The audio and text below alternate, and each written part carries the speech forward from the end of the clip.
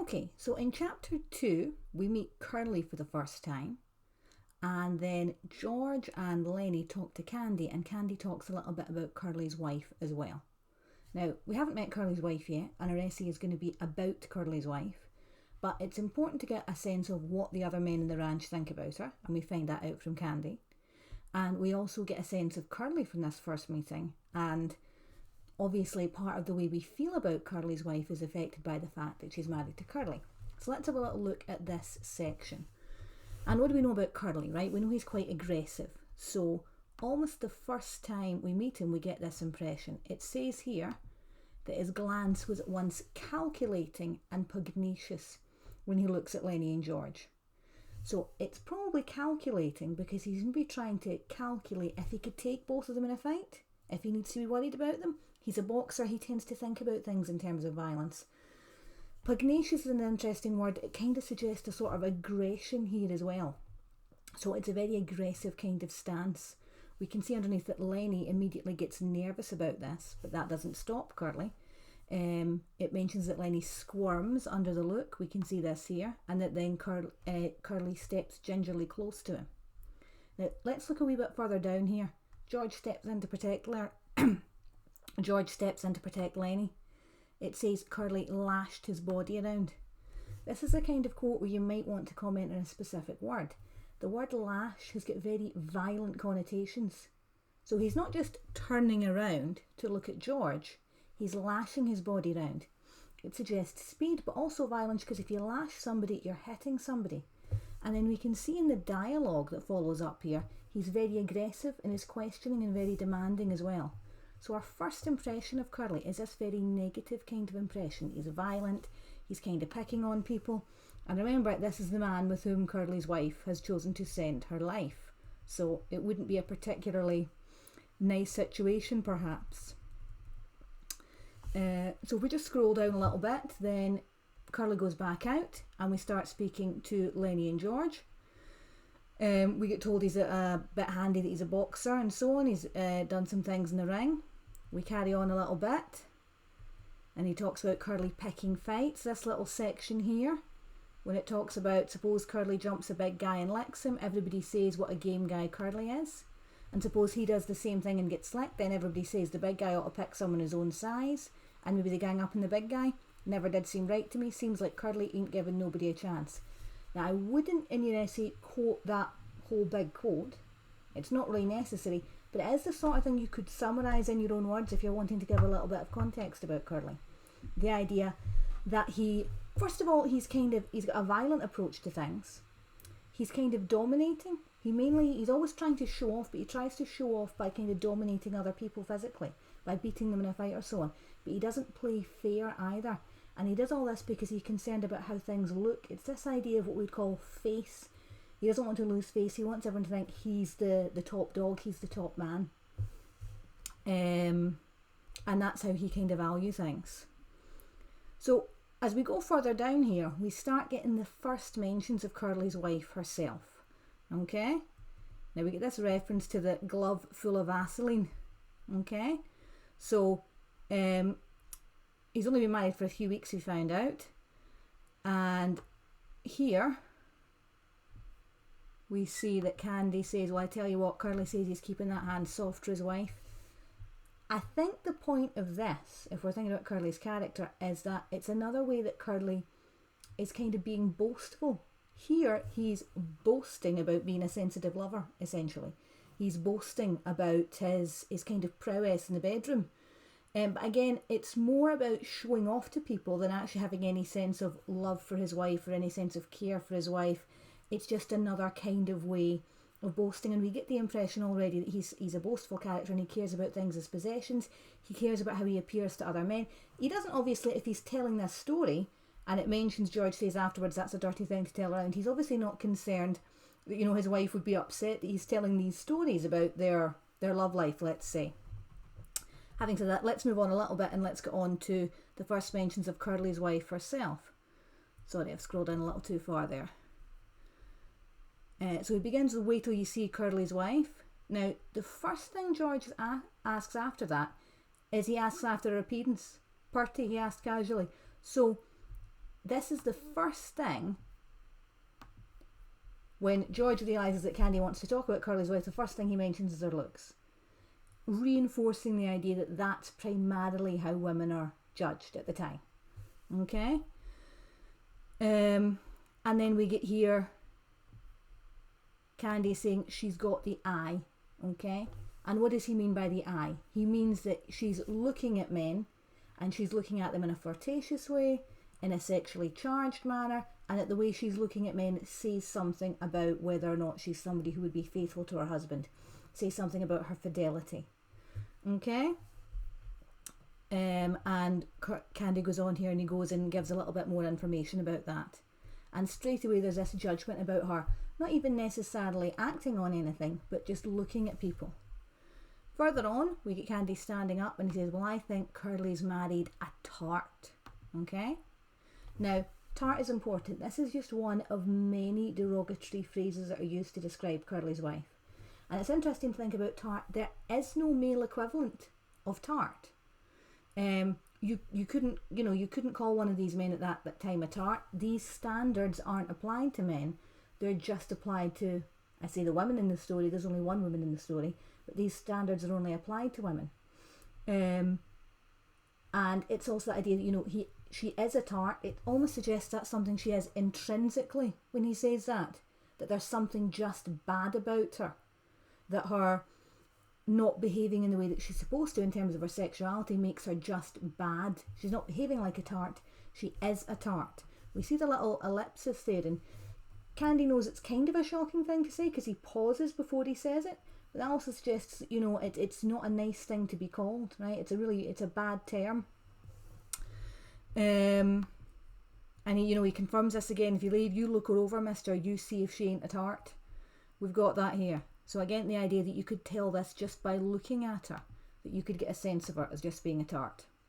Right, so this is the impression we get of her before we've met her in the book, and it maybe builds up a little bit of interest about what she's going to be like when we finally meet her, and then we're further on in chapter 2 and we get our first entrance. Okay? So this first paragraph is important. I'm just going to read it out in its entirety, and then we're going to talk about it a little bit. Both men glanced up. Both men here are Lenny and George. It's Lenny and George who are in the bunkhouse. For the rectangle of sunshine in the doorway was cut off. A girl was standing there looking in. She had full rouged lips and wide-spaced eyes heavily made up. Her fingernails were red. Her hair hung in little rolled clusters like sausages.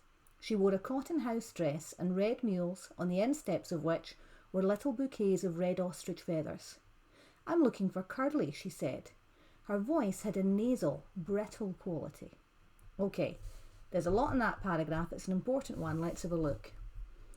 Now, one of the most important quotations, is right here at the beginning. I'm going to highlight it in a different colour.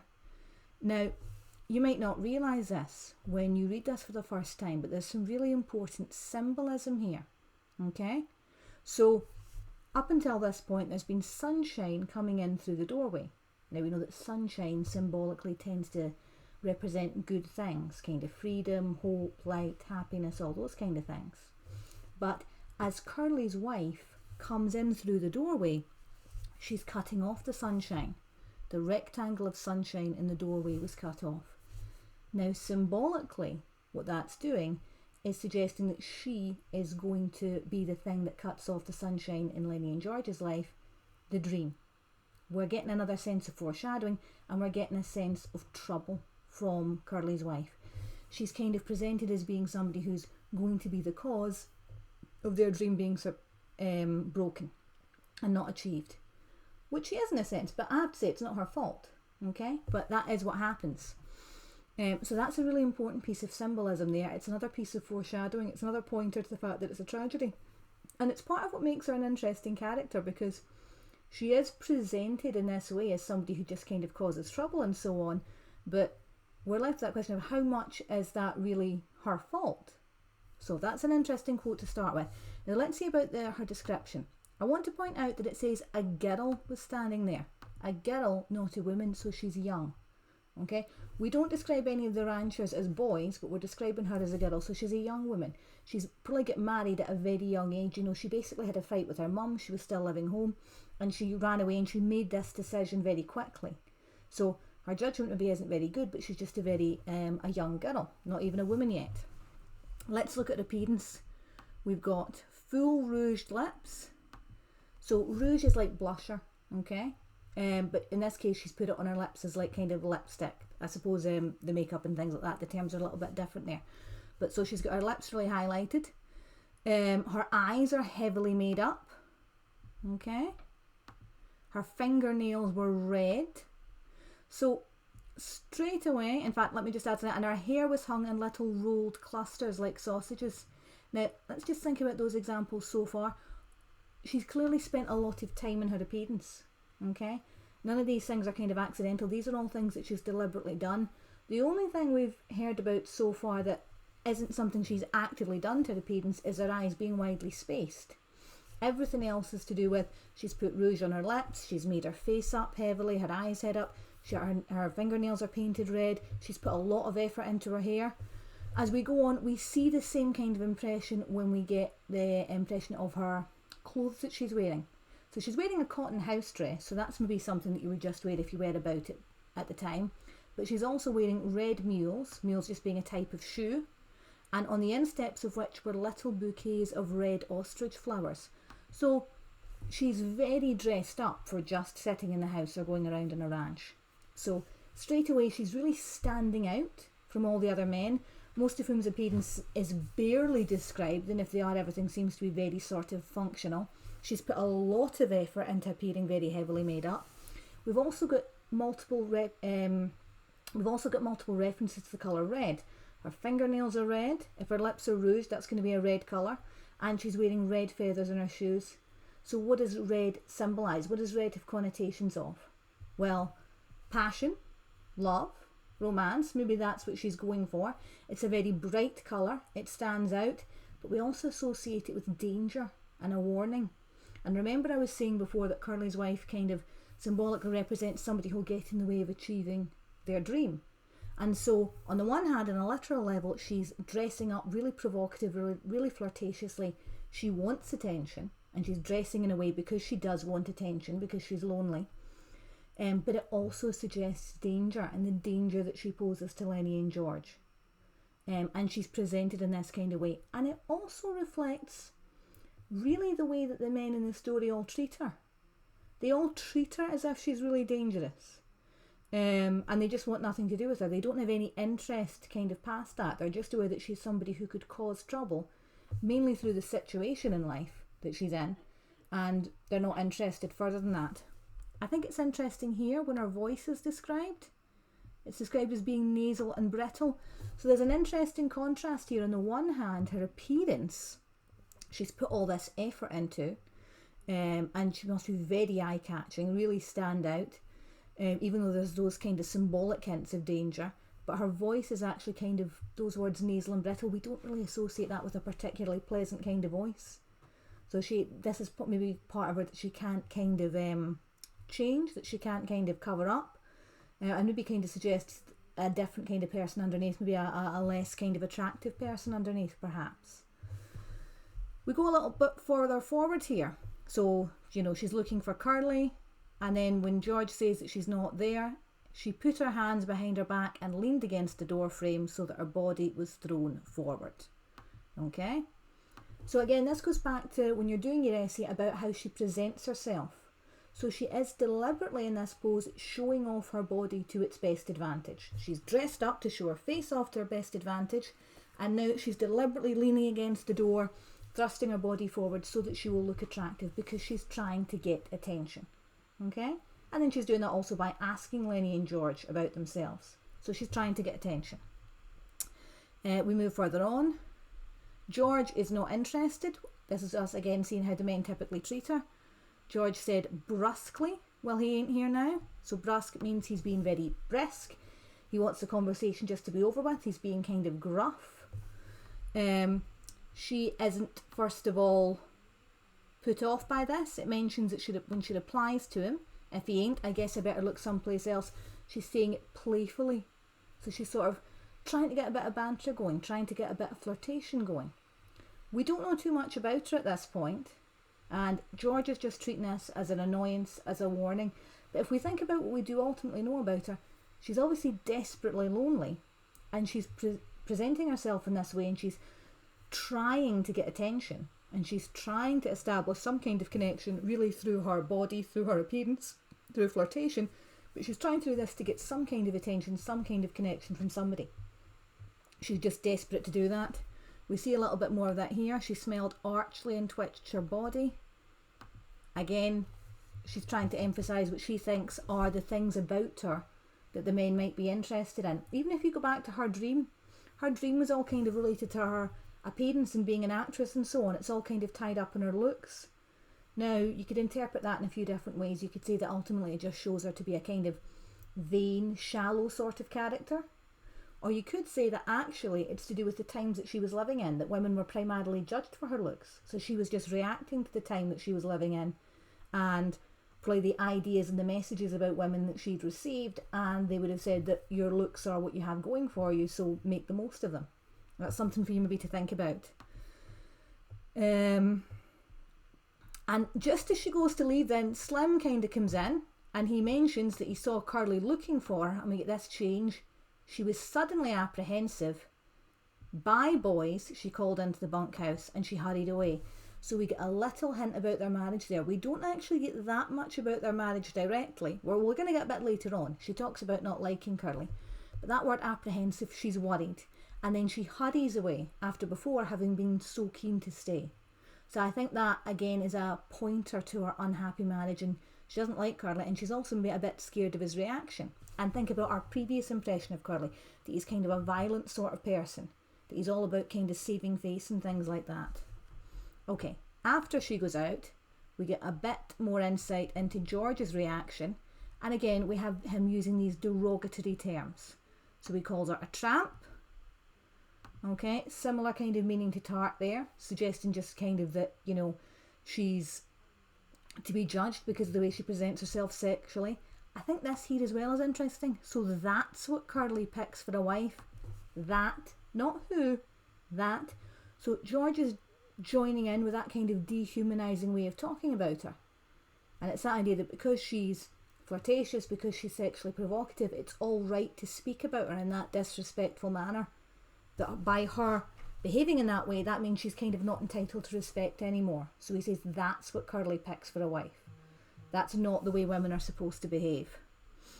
He speaks even more plainly down here. I'm going to use some strong language, so I apologise in advance. Don't you even take a look at that bitch. I don't care what she says and what she does. I've seen him poison before, but I never seen no piece of jailbait worse than her. You leave her be. So we've got the word bitch. I'm only saying that because we're quoting. It's not a word I like.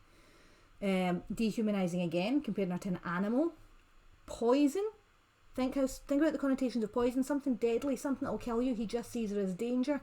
Jailbait as well. The idea of jailbait, it's the idea of something that will tempt you and that will end up putting you in jail.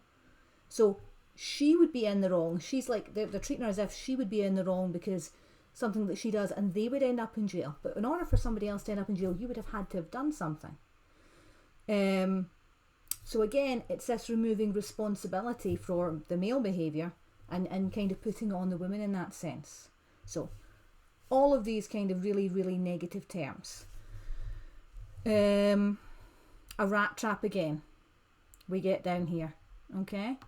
And this kind of attitude seems to be really typical of the way the men on the ranch think of her. Candy seems to have the same kind of view. Lenny doesn't really understand what's going on, but he's just responding in a very shallow way. He just thinks he's pretty. He's not making any more kind of judgment than that. It's the same way that he likes to stroke a mouse or something like that, really. So we get that sense. Right, we get a little bit further on. We're going to jump ahead to chapter 3 here. And this is interesting. So in chapter 3, Whit is coming and he's playing cards with George, and they have a little bit of discussion about Curly's wife. Okay, so first of all, he calls her a Lulu, just another derogatory term there, and we get a sense that he's got a similar kind of view to George. So he says she ain't concealing nothing. So there's a sense there that, you know, women are supposed to conceal themselves. That's what you're supposed to do. Not concealing things is bad. I think this is it. I bet she even, I bet she even gives the stable buck the eye. Now, Curly's wife does not give the stable buck, that's Crooks, the eye. But this isn't really directly relevant to your essay, but it does kind of show what's racism, because it suggests that for her to be flirtatious with a black man is about the worst thing that she can do. So not really directly relevant for your essay, but it's just worth pointing out in terms of the racism that is present at the time as well. So Whit continues to kind of talk about that a little bit. And he talks a little bit here. Every time the guys is around, she shows up. She's looking for Curly, or she thought she left something lay around and she's looking for it. Seems like she can't keep away from guys. So he was just talking about that. And George here says she's a jailbait all set in the trigger. So again, the suggestion of danger, this kind of gun metaphor almost, the idea that she's going to do something and that's going to cause trouble. Ranch with a bunch of guys on it ain't no place for a girl, especially like her. So this reinforces the fact that she sticks out in the ranch. That, there's nobody else there like her. There don't seem to be any other women in the ranch. She's a loner. She's an outsider. Maybe George has got a point in some kind of way. It's obviously not a very happy situation for her to be in. But we can see from this again just how lonely she must be. All the men there are just saying, well, she shouldn't really be here. This isn't a good place for her. And we don't want to speak to her. So we get all that, but then we get Whit saying, if you got ideas, you ought to come into town with us guys tomorrow night. And what are the guys planning to go? Where are the guys planning to go? They're planning to go to Susie's. And what is Susie's? Well, it's what they call a cat house. It's a brothel. And they're essentially planning to go to a brothel the next night. And Whit just talks about that really positively. And for $2.50, he says, you can get a flop. I'll leave that to your imagination what a flop is. He says if the guys don't want a flop, you can just sit in the chairs. But I'll just highlight that. And there is no sense in this conversation of any idea of double standards. It's sort of taken for granted that this is a perfectly okay thing to do. There's no judgment. The men are all going out to spend their time in the cat house, and that's fine. They have their needs and desires. But if Curly's wife goes around and looking at people because she is a wife, because she's someone's possession, that's something that's really unacceptable. Okay, further on, we're going into chapter 3. Curly comes in. I'm sorry, scrolling isn't very good. And we have this little conversation here. Slim's come in and he's really getting a bit annoyed constantly about Curly coming to him about his wife. There's a quote here that I think is particularly useful. Carlson says, you let her hang around bunkhouses and pretty soon you're going to have something in your hands and you won't be able to do nothing about it. And I just think it's worth pointing out, because again he says, you let her hang around bunkhouses. Again, that suggestion that, this is something that the husband is letting the wife do, that she doesn't have agency, that she shouldn't have desires of her own. And that's kind of a problem for the husband to deal with. Again, this goes back to her loneliness. Okay, so we've heard more about Curly's wife. It's chapter 4 before we get to actually meet it again. So if you remember, chapter 4 is the one where most of the men have gone into town. Lenny goes to Crooks' room, and then Candy comes in and joins them, and they start after a while talking about the dream. And Crooks, having previously been very negative and so on, starts kind of getting interested, starts getting caught up, and is just kind of on the verge of asking if he could be part of the dream in some capacity. And Curly's wife comes in, and in a way it's a little bit foreshadowing what happens in chapter 5. She kind of destroys the dream for Crooks. She comes in, she takes away the happiness because of the way that she speaks to him at the end of the chapter and puts him off even asking. But in this chapter, what she does is really deliberate. She's deliberately horrible to Crooks, which is another thing that makes her an interesting and complex character. We couldn't say that she's to blame for what happens to her in chapter 5 with Lenny. Anyway, so here, any of you boys seen Curly? They swung their heads towards the door. Looking in was Curly's wife. Her face was heavily made up and her lips were slightly parted. So just again, this is kind of typical. Her face is heavily made up, suggesting she's put all this effort into her appearance. The lips being parted again, perhaps something a little flirtatious about that. Or it could just be that she was in a hurry, because it also said that she breathed strongly as though she'd been running. Candy says sourly that she wasn't here. Nobody's ever happy to see her in this book. Not at all. She stood still in the doorway, smiling a little at them, rubbing the nails of one hand with the thumb and forefinger of the other, and her eyes travelled from one face to another. They left all the weak ones here, she said finally. Think I don't know where they all went? Even Curly? I know where they all went. So let's think about that. So I'm going to deal with the second part first. She knows that all the men have gone to the cat house. She knows that maybe she's not supposed to know. She's saying, I know where they went, because she's not supposed to know that. I mean, it's not something you would speak about to a woman.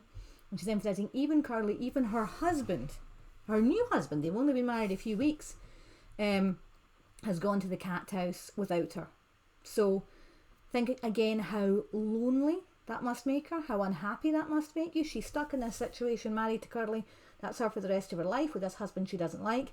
They're in the newlywed stage, and already he's going and spending time at the cat house. But what I think is interesting is she's kind of got something in common with the other men here, with Lenny and with Candy and with Crooks, in the sense that she is an outsider. And they are all to a certain extent outsiders for very different reasons. Lenny because of his childlike kind of simplicity, Candy because he's old and he's injured, and Crooks because he's black and because of the racism at the time. But she doesn't have any interest of making common cause with them. There's no kind of attempt at forming sympathy or anything like that here. Not that any of them are trying to do that either. But she calls them the weak ones, you know. So there's a cruelty there. Now it's maybe a cruelty rooted a little bit in self-loathing perhaps. Maybe she also on some level sees herself as being a weak one too, and she's unhappy about that, so she's taking that out on the people around her. But I think it's interesting seeing her unhappiness and her bitterness here turning into cruelty, and her aiming it at these other men who haven't done anything to her. Candy's not been very welcoming, but haven't otherwise done something to her. But we get her getting on to some of the reasons for her unhappiness here. Candy asks her, why are you asking us where Curly is, if you know where he is? And she says, if I catch any one man and he's alone, I get along fine with him. But just let two of the guys get together and you won't talk, just nothing but mad.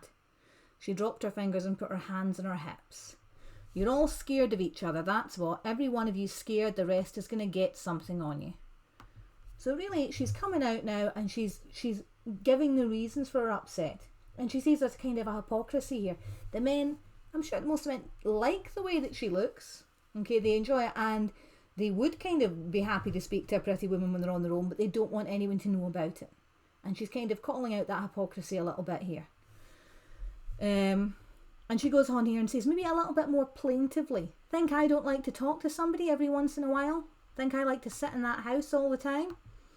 But Candy, his response is just, you've got a husband, you've got no call fooling around with other guys causing trouble.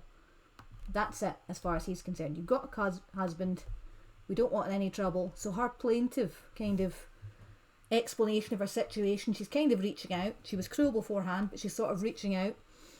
And he's just saying, no, take it to your husband, we're not interested.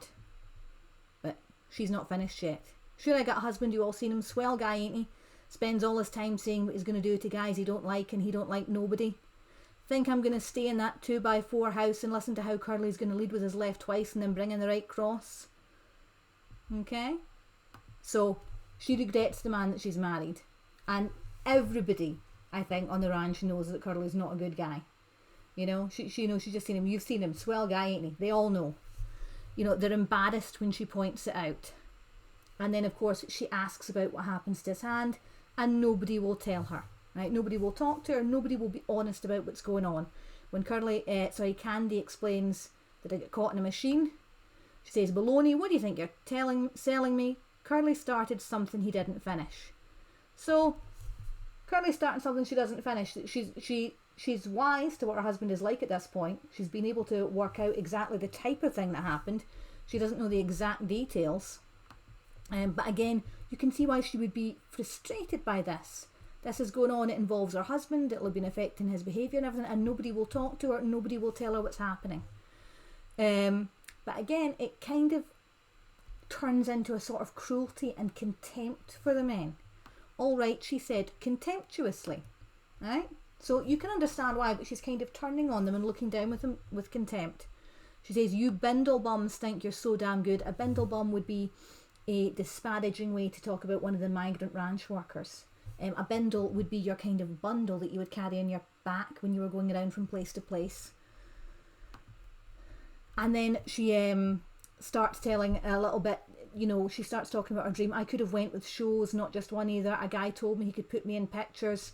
And then, you know, she talks again about bindle stiffs and she uses a word I'm not going to use. But she's frustrated at her company.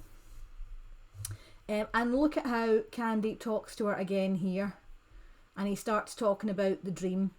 And then he says, suppose you get us canned. Suppose you do.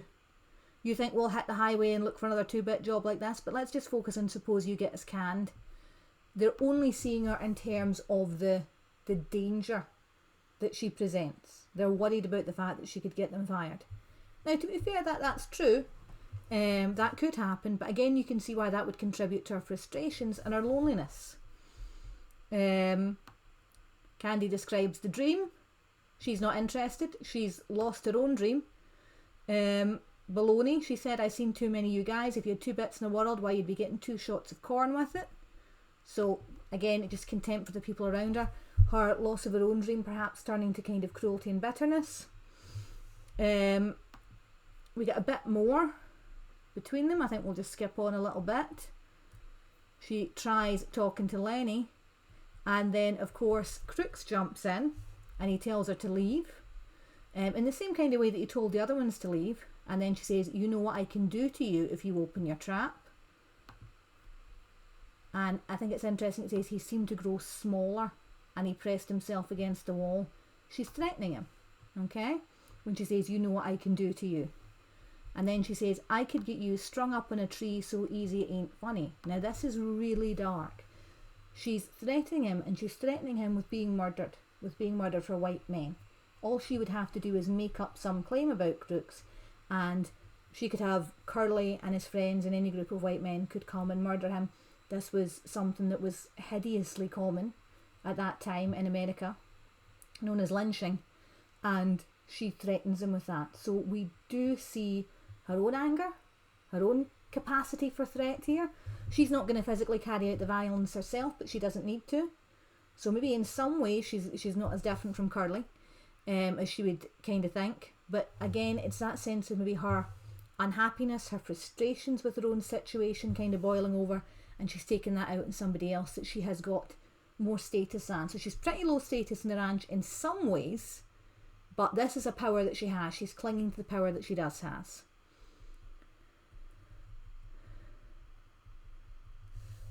That carries on a little bit. At the end, she does say, I'm glad you bust Curly up a little bit. He got it coming to him. I'd like to bust him myself. So she doesn't like her husband.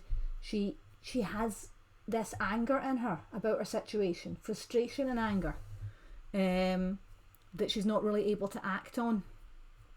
And then she heads out, and the damage is done in terms of Crooks and his character. Right, we're nearly done. We're on to chapter 5. So in chapter 5, we see maybe a different side of her, a softer side. And, you know, it's ironic that we see this softer side just in the moments before she's killed.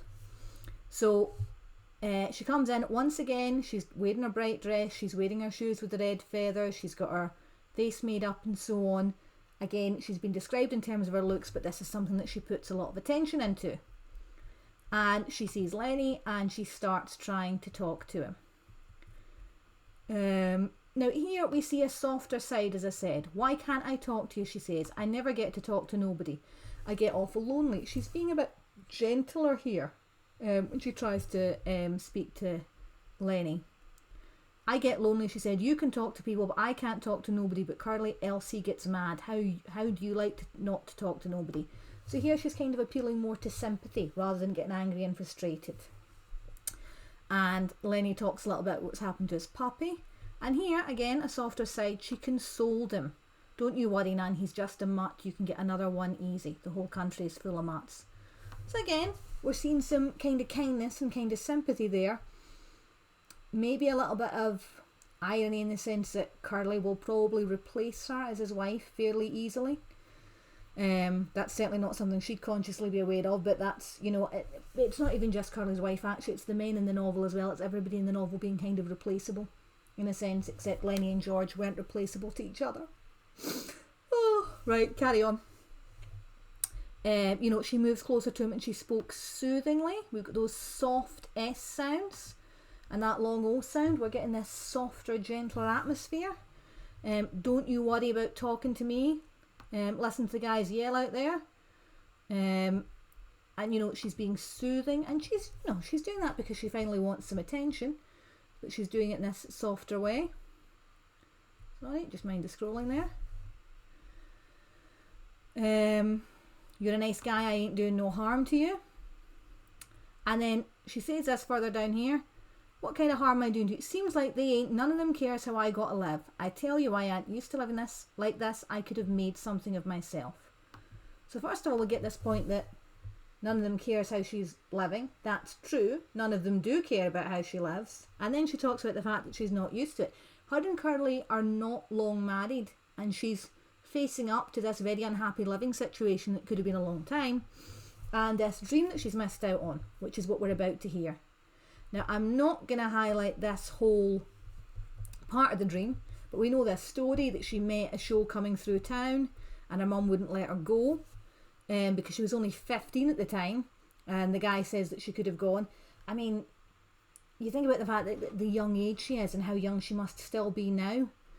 And there's a question of, is she lying to herself? You know, this is some man with the travelling show who's telling her that she could come along with him, but does it sound, I mean, do we think he's a sound guy, or do we think he might have been kind of exploiting a kind of 15-year-old girl with stars in her eyes, perhaps? I think we could imagine, in fact, I'll highlight that, that, you know, I think there's a strong suggestion that maybe actually her mum was looking out for her at that point in time. Would you really want your 15-year-old daughter running off with some guy who says that he could put you in a show? Similarly, you know, she meets a guy out at the dancing, as we say in Glasgow, the Riverside Dance Palace. You know, it says I was a natural, he was going to go to Hollywood and write to her about it. Okay, but of course, I never got that letter. She said, I always thought my lady stole it. Now, she doesn't give any reason for thinking that her mum stole it. You know, there's no kind of evidence mentioned, and you think she probably would have brought that up if she knew. So I think what's kind of strongly implied here is that the man never wrote her the letter, that was maybe just a line he gave her that night, but that's the dream that she has, and that she was kind of clinging on to. And that was why, in this kind of anger that it wasn't coming true, she ran away. She asked her mum if they stole it, she said no, and she married Curly. Met him out to the Riverside Dance Palace that same night. So she literally met this man that she married in a real hurry. Oh, there's a typo there. The very same night that she had with her mother. So really, she has one bad fight, just as, you know, it's entirely possible she's a teenager at this point. In the first story that she tells, she's 15. She has a fight with her mum. She goes out, she meets a guy, and the next thing, she's married to this horrible man, and she's stuck in a ranch with all men and nobody to talk to. No wonder she's unhappy. And then she confesses, and maybe it's easier to confess this directly to Lenny, who's, I would say he's listening to her, he's being quiet, that she just doesn't like Curly, he isn't nice. And it's almost her coming close to, you know, saying directly that she made a mistake, that she shouldn't have married him. She goes on, and in the next paragraph we get the details of her dream. Could have been in the movies and had nice clothes, all of them nice clothes like they wear, sat in the big hotels and had pictures took of me. So she imagines attention, she imagines a better life, being in the big screen, and so on. But it's not to be, obviously. And you wonder if partly she blames herself a little bit for making that decision in such a hurry and kind of cutting off her options, and the frustration that must leave her with. Now, it seems ironic, she's been sitting there and this is the only time she's actually really got to talk about herself and shared this. In fact, just before this it says she made a small grand gesture with her arm and hand to show that she could act. The fingers trailed after her leading wrist and her little finger stuck out grand from the rest. It's just a nice little detail there. But then Lenny comes in and he's still talking about the puppy. And although he's let her talk, he hasn't been listening to her at all. He hasn't taken in anything that she was saying. So she's been looking all the way through for somebody to listen to her, somebody to talk to, and now she's getting angry again because even Lenny isn't taking in anything that she's saying. But you know, Lenny starts talking and she's actually a bit of a better listener here. She asks why he's nuts about rabbits, and he explains a little bit more about soft things, and she's a little bit reassured, and she talks about that. But she's actually she's kind to him at this point. She was cruel before when she came into the Crooks's room, but here we can see that she's showing sympathy and empathy to Lenny. And again, there's nobody there. You're nuts, she said, but you're a kind of nice fella, just like a big baby, but a person can kind of see what you mean. So we're seeing this warmer, more nurturing side to her here. And then she tries to encourage Lenny to touch her hair, which is something that obviously she's very proud of. And then, of course, we get this tragedy where she's killed and she becomes frightened. Okay? And there are a lot of details that make this kind of a horrifying scene.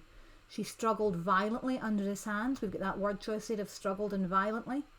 Her feet battered on the hay. She writhed to be free. This is a place where, if you're talking about it, you could really talk about some of the word choice. There's a muffled screaming.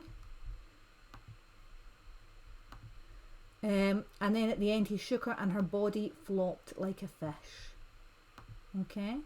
So we've got all this word choice, we've got that simile there, and then at the end we have this simple statement, and then she was still, for Lenny had broken her neck. And it creates a kind of climax at the end of the paragraph. After all this, we have this paragraph that's kind of building up the violence. And then at the climax, it's also like an anticlimax because it's all this movement and violence and so on. And then it comes to an end, but it's a dreadful end. She's still now, but she's still because she's dead. And it's a very, very tragic moment. Now there's a wee bit after that where Lenny kind of reacts and covers up the body. We'll skip over that because it's not really relevant if we're talking just to her. But there's this little moment just afterwards in death. Lenny's gone, and it's interesting, and the mood changes. Okay, and there are all these details that make the mood very peaceful all of a sudden. It was very quiet in the barn, and the quiet of the afternoon was on the ranch. Even the clang of the pitched shoes, even the voices of the men in the game seemed to grow more quiet. The air in the barn was dusky in advance of the outside day. Think about all of the little pieces of sensory details there that are making it seem kind of soft and peaceful. A pigeon flew in through the open hay door and circled and flew out again.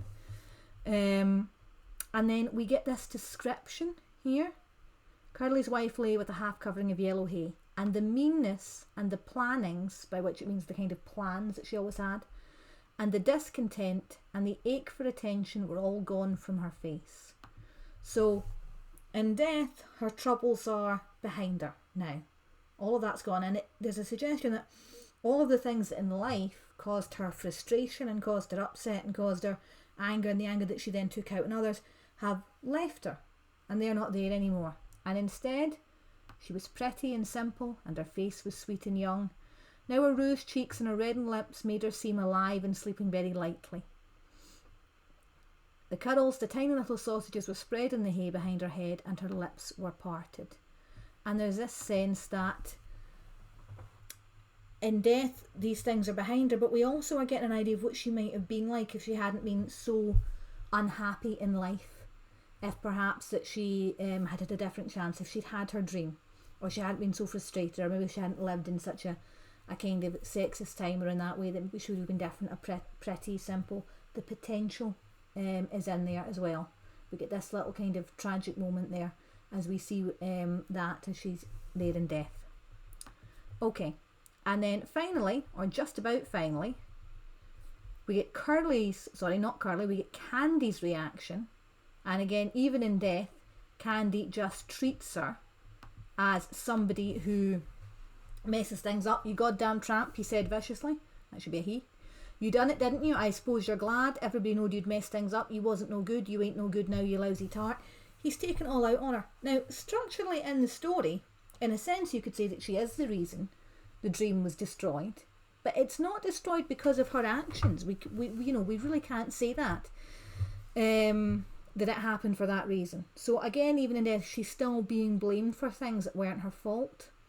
Okay, and then we get a little more insight into Curly here. So they all come over. Slim reaches down and feels her wrist, and it becomes clear that she's dead. And then it says Curly suddenly came to life, and the first thing he says, having realised that his wife was dead, having that confirmed, is, "I know who done it," he cried. That's what he's concerned about. "I'm going to get him. I'm going for my shotgun. I'll kill the big son of my bitch himself. I'll shoot him in the guts. Come on, you guys."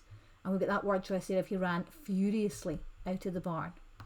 Not one word, not one gesture that suggests any kind of grief about his wife. It's all anger about the person who's done it, and we all know that he was already angry with Lenny because of his hand and was looking for a reason to get him. And this has just given him an excuse. And he's almost excited rather than sad. It's an angry excitement, but he's running furiously out. He wants to deal with this straight away. No grief, no caring at all. And then just this final little extract there. And there's been a bit more talking, and Slim is the one who suggests that Curly isn't acting in the proper way. Slim stood looking down at Curly's wife. He said, "Curly, maybe you better stay here with your wife." And Curly's face reddened. "I'm going," he said. "I'm going to shoot the guts out of that big bastard myself, even if I only got one hand. I'm going to get him." And even at that point, he's not concerned at all about anybody staying with her. So, those are some of the key parts of the novel that deal with Curly's wife. I hope you get some good ideas for quotations and analysis there.